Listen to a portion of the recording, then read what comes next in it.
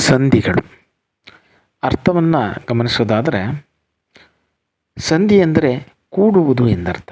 ಅಂದರೆ ಎರಡು ಅಕ್ಷರಗಳು ಅಥವಾ ಪದಗಳು ಕಾಲ ವಿಳಂಬವಿಲ್ಲದೆ ಸೇರಿ ಉಚ್ಚರಿಸಲು ಯೋಗ್ಯವಾಗುವಂತಹ ಪದವಾಗಿ ನಿರ್ಮಾಣವಾಗುವುದಕ್ಕೆ ಸಂಧಿ ಅಂತವೆ. ಇಲ್ಲಿ ಪ್ರಮುಖವಾಗಿ ಸ್ವರದ ಮುಂದೆ ಸ್ವರ ಬಂದು ಸಂಧಿ ಅದರನ್ನು ಸ್ವರ ಸಂಧಿ ಅಂತ ಕರಿತೀವಿ. ಸ್ವರದ ಮುಂದೆ ವ್ಯಂಜನ ಬಂದು ಅಥವಾ ವ್ಯಂಜನದ ಮುಂದೆ ವ್ಯಂಜನ ಬಂದು ಸಂಧಿ ಅದರನ್ನು ವ್ಯಂಜನ ಸಂಧಿ ಅಂತ ಕರ್ಕೊಂತೀವಿ. ಸಂಧಿ ಪದವನ್ನು ಬಿಡಿಸಿ ಬರೆದಾಗ ಮೊದಲನೆಯ ಪದವನ್ನು ಪೂರ್ವ ಪದವೆಂದು, ನಂತರದ ಪದವನ್ನು ಉತ್ತರ ಪದವೆಂದು ಮತ್ತು ಪೂರ್ವ ಪದವನ್ನು ಸಮಸ್ತ ಪದವೆಂದು ಕರೆಯುತ್ತೇವೆ. ಉದಾಹರಣೆಗೆ ಮಾತು ಪ್ಲಸ್ ಇಲ್ಲ, ಮಾತಿಲ್ಲ. ಪೂರ್ವ ಪದ ಮಾತು, ಉತ್ತರ ಪದ ಇಲ್ಲ, ಸಮಸ್ತ ಪದ ಮಾತಿಲ್ಲ. ಸಂಧಿ ಪ್ರಕಾರಗಳು ಕನ್ನಡ ಸಂಧಿಗಳು ಮತ್ತು ಸಂಸ್ಕೃತ ಸಂಧಿಗಳು ಅಂತೇಳಿ ಮೂಲವಾಗಿ ಎರಡು ರೀತಿಯಾಗಿ ಅವುಗಳನ್ನು ವಿಭಾಗಿಸಿಕೊಡಬಹುದಾಗಿದೆ. ಕನ್ನಡ ಸಂಧಿಗಳಲ್ಲಿ ಲೋಪ ಸಂಧಿ, ಆಗಮ ಸಂಧಿ, ಆದೇಶ ಸಂಧಿ. ಅದರಲ್ಲಿ ಆಗಮ ಸಂಧಿಯಲ್ಲಿ ಯಕಾರಾಗಮ ವಕಾರಾಗಮಗಳನ್ನು ಕಾಣಬಹುದಾಗಿದೆ. ಹಾಗೆ ಸಂಸ್ಕೃತ ಸಂಧಿಗಳು ಅದರಲ್ಲಿ ಸ್ವರ ಸಂಧಿ, ವ್ಯಂಜನ ಸಂಧಿಗಳು. ಸ್ವರ ಸಂಧಿಗಳು ಸವರ್ಣ ದೀರ್ಘ ಸಂಧಿ, ಗುಣಸಂಧಿ, ಎಣ್ ಸಂಧಿ, ವೃದ್ಧಿ ಸಂಧಿ. ವ್ಯಂಜನ ಸಂಧಿಗಳು ಜಸ್ವ ಸಂಧಿ, ಶುಚ್ವ ಸಂಧಿ, ಅನುನಾಸಿಕ, ವಿಸರ್ಗ ಸಂಧಿಗಳು. ಈ ರೀತಿಯಾಗಿ ಸಂಧಿಗಳ ಪ್ರಕಾರಗಳನ್ನು ನಾವು ಕಾಣಬಹುದಾಗಿದೆ. ಕನ್ನಡ ಸಂಧಿಗಳು ಕನ್ನಡ ಶಬ್ದಗಳು ಸೇರಿ ಸಂಧಿ ಆದರೆ ಅದನ್ನು ಕನ್ನಡ ಸಂಧಿ ಅಂತ ಹೇಳಿ ಕರೆದುಕೊಳ್ತೇವೆ. ಹಾಗೆ ಒಂದು ಸಂಸ್ಕೃತ ಶಬ್ದ ಮತ್ತು ಒಂದು ಕನ್ನಡ ಶಬ್ದ ಸೇರಿ ಸಂಧಿ ಆದರೆ ಅದನ್ನು ಕೂಡ ಕನ್ನಡ ಸಂಧಿ ಎಂದು ನಾವು ಪರಿಗಣಿಸಲಾಗ್ತದೆ. ಇಲ್ಲಿ ಕನ್ನಡ ಸಂಧಿಗಳಲ್ಲಿ ಮೊದಲನೆಯಾಗಿ ನಮಗೆ ಸಿಗ್ತಕ್ಕಂಥ ಸಂಧಿ ಲೋಪಸಂಧಿ. ಲೋಪಸಂಧಿಯ ನಿಯಮವನ್ನು ನಾವು ಗಮನಿಸೋದಾದರೆ, ಸಂಧಿ ಕಾರ್ಯ ನಡೆಯುವಂತಹ ಒಂದು ಸಂದರ್ಭದಲ್ಲಿ ಒಂದು ಅಕ್ಷರ ಬಿಟ್ಟು ಹೋದರೆ ಅಥವಾ ಲೋಪವಾದರೆ ಅದನ್ನು ಲೋಪಸಂಧಿ ಅಂತೇಳಿ ಕರ್ಕೊತೀವಿ. ಲೋಪ ಅಂದರೆ ಇಲ್ಲದಂತಾಗ್ತಕ್ಕಂಥದ್ದು ಅಂತ. ಅಂದರೆ ಸಂಧಿ ಕಾರ್ಯ ನಡೀಬೇಕಾದ್ರೆ ಒಂದು ಅಕ್ಷರ ಇಲ್ಲದಂತಾಗ್ತಕ್ಕಂಥದ್ದನ್ನು ಲೋಪಸಂಧಿ ಅಂತೀವಿ. ಉದಾಹರಣೆ ಗಮನಿಸೋದಾದರೆ ಊರು ಪ್ಲಸ್ ಊರು, ಊರೂರು. ಇಲ್ಲಿ ಊ ಸ್ವರವು ಲೋಪವಾಗಿರುವುದನ್ನು ನಾವು ಗಮನಿಸಬಹುದಾಗಿದೆ. ಎರಡನೇದಾಗಿ ಬಲ್ಲೆನು ಪ್ಲಸ್ ಎಂದು, ಬಲ್ಲೆನೆಂದು.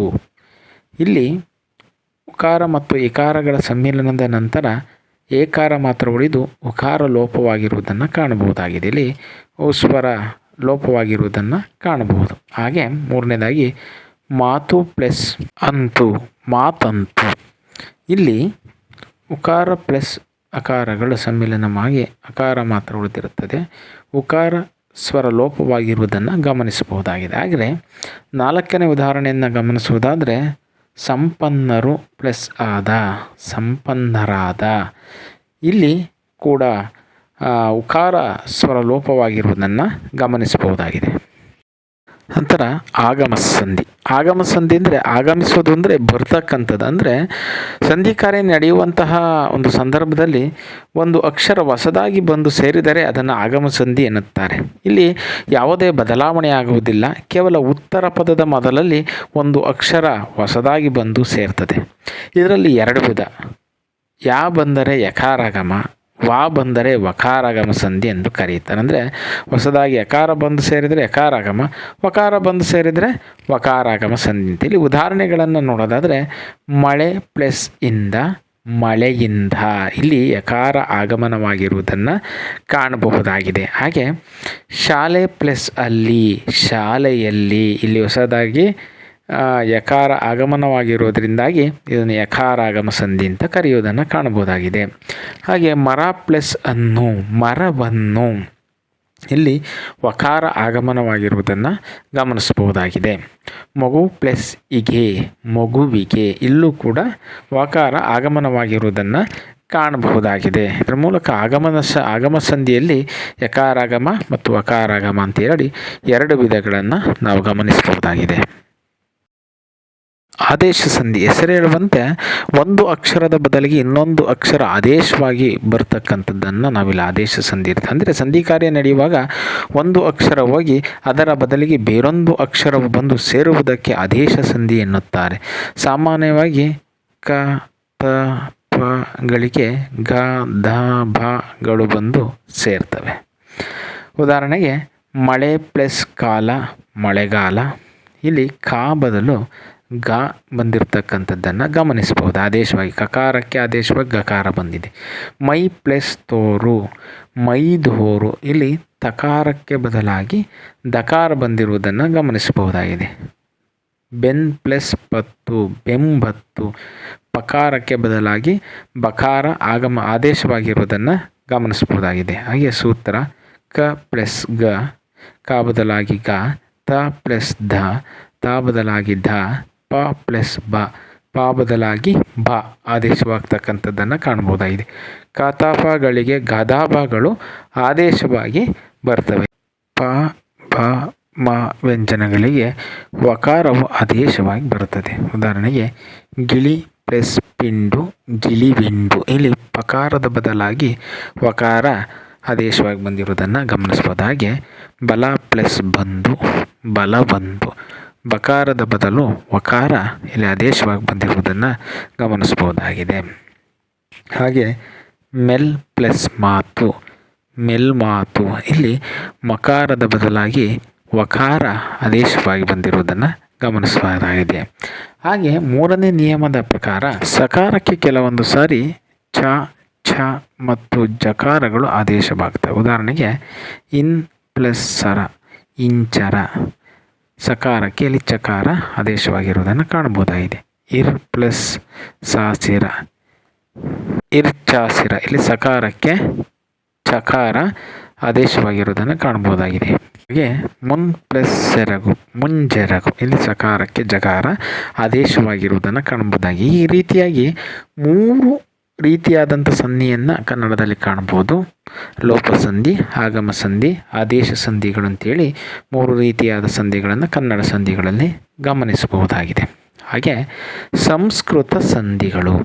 ಸಂಸ್ಕೃತ ಸಂಧಿಗಳಲ್ಲಿ ಸ್ವರ ಸಂಧಿಗಳು, ವ್ಯಂಜನ ಸಂಧಿಗಳ ವಿಭಾಗಗಳನ್ನು ಕಾಣಬಹುದಾಗಿದೆ. ಈಗ ನಾವು ಸ್ವರ ಸಂಧಿಗಳನ್ನು ಗಮನಿಸೋಣ. ಸ್ವರ ಸಂಧಿಗಳಲ್ಲಿ ಮೊದಲನೇದಾಗಿ ಸವರ್ಣ ದೀರ್ಘ ಸಂಧಿ. ಇಲ್ಲಿ ಸವರ್ಣಾಕ್ಷರಗಳ ಮುಂದೆ ಸವರ್ಣಾಕ್ಷರಗಳು ಬಂದು ಅವು ದೀರ್ಘ ಸ್ವರಗಳಾಗಿ ಆದೇಶವಾಗಿ ಬಂದರನ್ನು ಸವರ್ಣ ದೀರ್ಘ ಸಂಧಿ ಅಂತ ಕರೀತಾರೆ. ಇಲ್ಲಿ ಒಂದೇ ಸವರ್ಣ ಅಕ್ಷರಗಳು ಅದೇ ಅಕ್ಷರಗಳ ಮುಂದೆ ಅದೇ ಅಕ್ಷರಗಳು ಬಂದು ಅವು ದೀರ್ಘವಾಗಿ ಉಚ್ಚರಿಸ್ತಕ್ಕಂಥದ್ದನ್ನು ಸವರ್ಣ ದೀರ್ಘ ಸಂಧಿ ಅಂತೇಳಿ ಕರಿತೀವಿ. ಇಲ್ಲಿ ಆ ಇ ಉ ಸ್ವರಗಳ ಮುಂದೆ ಆ ಇ ಉ ಸ್ವರಗಳೇ ಬಂದು ಅವು ದೀರ್ಘವಾಗಿ ಉಚ್ಚಾರಗೊಳ್ಳಲಿಕ್ಕೆ ಸವರ್ಣ ದೀರ್ಘ ಸಂಧಿ ಅಂತ ಕರೆಯುವುದನ್ನು ಕಾಣ್ಬೋದು. ಇಲ್ಲಿ ಸುರ ಪ್ಲಸ್ ಅಸುರ ಸುರಾಸುರ. ಇಲ್ಲಿ ಅಕಾರದ ಮುಂದೆ ಅಕಾರ ಬಂದದ್ದು ಆಕಾರವಾಗಿ ಪರಿವರ್ತನೆಯಾಗಿರೋದನ್ನು ಗಮನಿಸಬಹುದಾಗಿದೆ. ಹಾಗೆ ಮಹಾ ಪ್ಲಸ್ ಆತ್ಮ ಮಹಾತ್ಮ.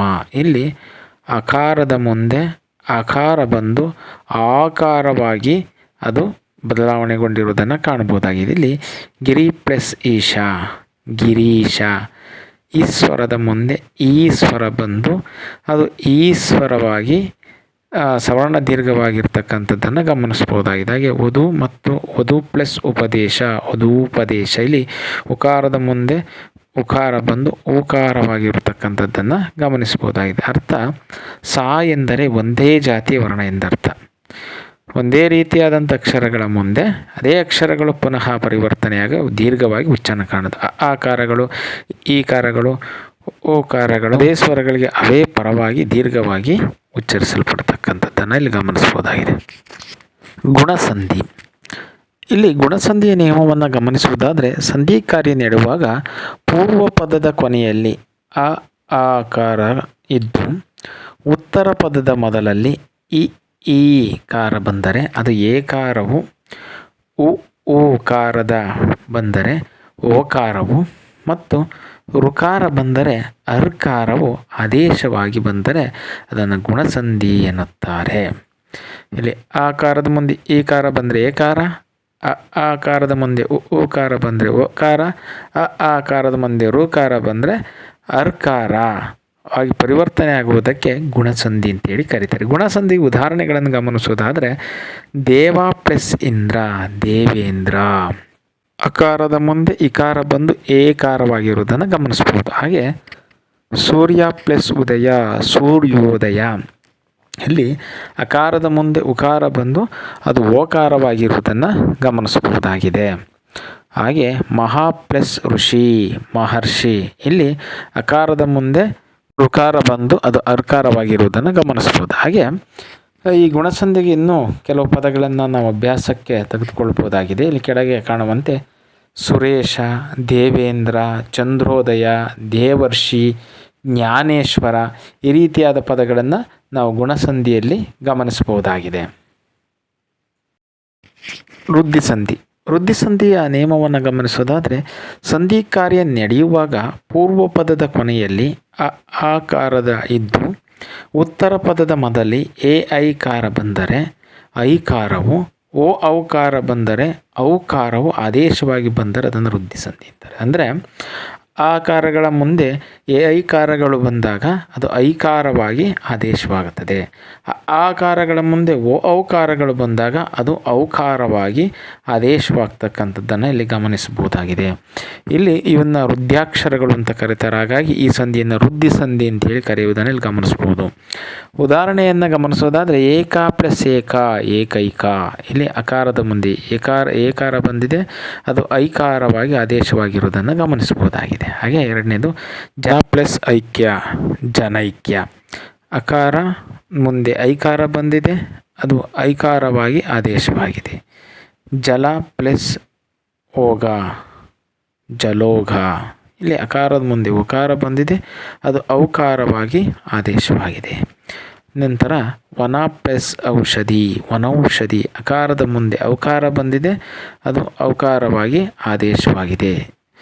ಮತ್ತೊಮ್ಮೆ ನೋಡೋದಾದರೆ ಸೂತ್ರವನ್ನು ಆಕಾರದ ಮುಂದೆ ಐಕಾರಗಳು ಬಂದಾಗ ಐಕಾರವು, ಆಕಾರಗಳ ಮುಂದೆ ಔಕಾರಗಳು ಬಂದಾಗ ಔಕಾರವು ಬರ್ತಕ್ಕಂಥದ್ದನ್ನು ವೃದ್ಧಿ ಸಂಧಿ ಅಂತೇಳಿ ನಾವು ಕರೆದುಕೊಳ್ಬಹುದಾಗಿದೆ.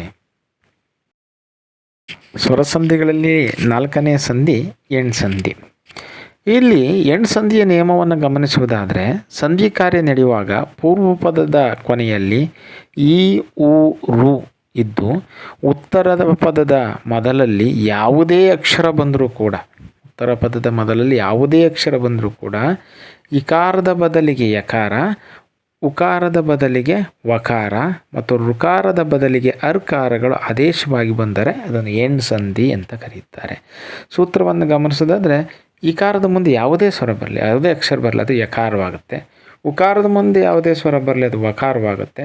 ಋಕಾರದ ಮುಂದೆ ಯಾವುದೇ ಸ್ವರ ಬರಲಿ, ಅದು ಅರ್ಕಾರವಾಗುತ್ತೆ. ಇದನ್ನು ಎಣ್ಸಂಧಿ ಅಂತೇಳಿ ಕರೆದುಕೊಳ್ಬೋದಾಗಿದೆ. ಉದಾಹರಣೆಗಳನ್ನು ಗಮನಿಸುವುದಾದರೆ ಅತಿ ಪ್ಲಸ್ ಅವಸರ ಅತ್ಯವಸರ. ಹಾಗೆ ಮನು ಪ್ಲಸ್ ಅಂತರ ಮನ್ವಂತರ. ಪಿತೃ ಪ್ಲಸ್ ಅರ್ಜಿತ ಪಿತ್ರಾರ್ಜಿತ.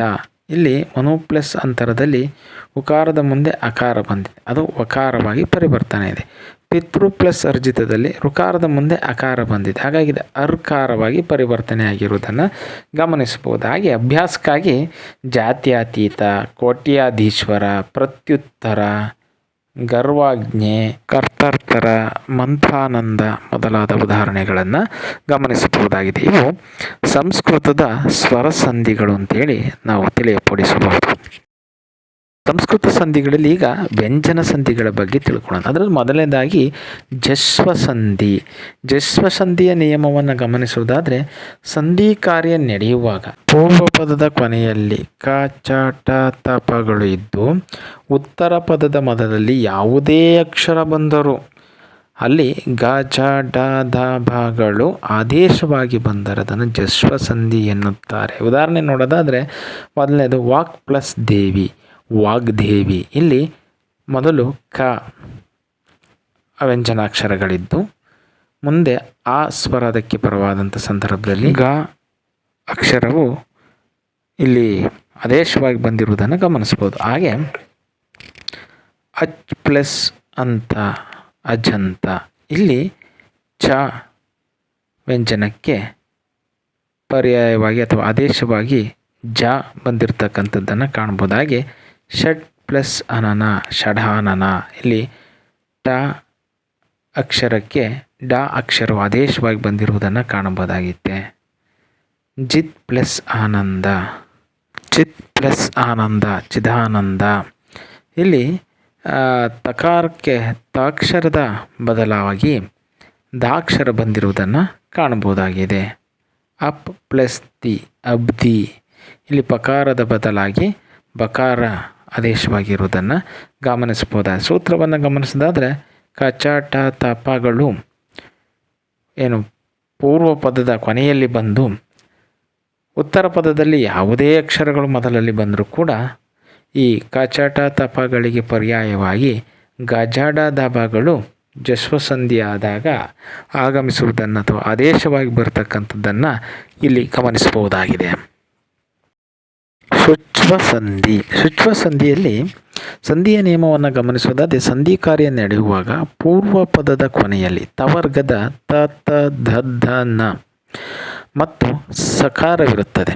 ಉತ್ತರ ಪದದ ಮೊದಲಲ್ಲಿ ಚ ವರ್ಗದ ಚ ಛ ಜ ಝಾನ್ಯ ಮತ್ತು ಶ ಪರವಾಗಿ ಉಂಟಾಗುವಂಥ ಸಂಧಿಗೆ ಶುಚ್ವ ಸಂಧಿ ಎನ್ನುತ್ತಾರೆ. ಅಂದರೆ ತವರ್ಗದ ತ ತ ದ ದ ನ ಸ ಅವುಗಳಿಗೆ ಪರವಾಗಿ ಚ ಛ ಜ ಝ ನ್ಯ ಶಗಳು ಬಂದಾಗ ಆಗ್ತಕ್ಕಂಥ ಸಂಧಿಯನ್ನು ನಾವು ಶುಚ್ವ ಸಂಧಿ ಅಂತೇಳಿ ಕರಿತೀವಿ.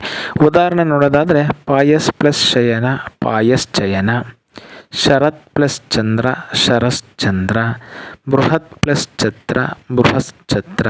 ಜಗತ್ ಪ್ಲಸ್ ಜ್ಯೋತಿ, ಜಗಜ್ಯೋತಿ. ಇದೇ ರೀತಿಯಾಗಿ ಅಭ್ಯಾಸಕ್ಕೆ ಮನಶ್ಚಂಚಲ, ಮನಃಶುದ್ಧಿ, ಬ್ರಹ್ಮಶ್ಚುತ್ರ, ಸಜ್ಜನ, ಮನಶ್ಚಪಲ, ಮನಃಶಾಂತಿ ಮೊದಲಾದಂಥ ಉದಾಹರಣೆಗಳನ್ನು ಇಲ್ಲಿ ಗಮನಿಸಬಹುದಾಗಿದೆ.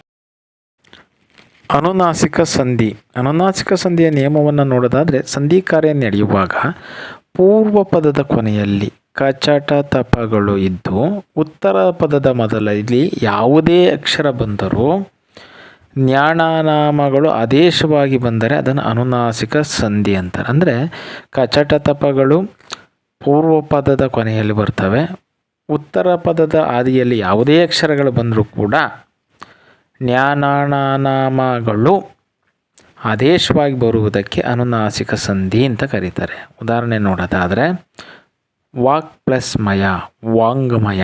ಇಲ್ಲಿ ಕಕಾರ ಪೂರ್ವ ಪದದ ಮೊದಲಲ್ಲಿ ಬಂದಿದ್ದರೆ ಮ ವ್ಯಂಜನಾಕ್ಷರ ಉತ್ತರದ ಪದದ ಮೊದಲಲ್ಲಿದೆ. ಇಲ್ಲಿ ನ್ಯ ಆದೇಶವಾಗಿ ಬಂದಿರುವುದನ್ನು ಕಾಣಬಹುದು. ಹಾಗೆ ಷಟ್ ಪ್ಲಸ್ ಮುಖ, ಷಣ್ಮುಖ. ಇಲ್ಲಿ ಟಕಾರಕ್ಕೆ ನಕಾರ ಆದೇಶವಾಗಿ ಬಂದಿರುವುದನ್ನು ಕಾಣಬಹುದಾಗಿದೆ.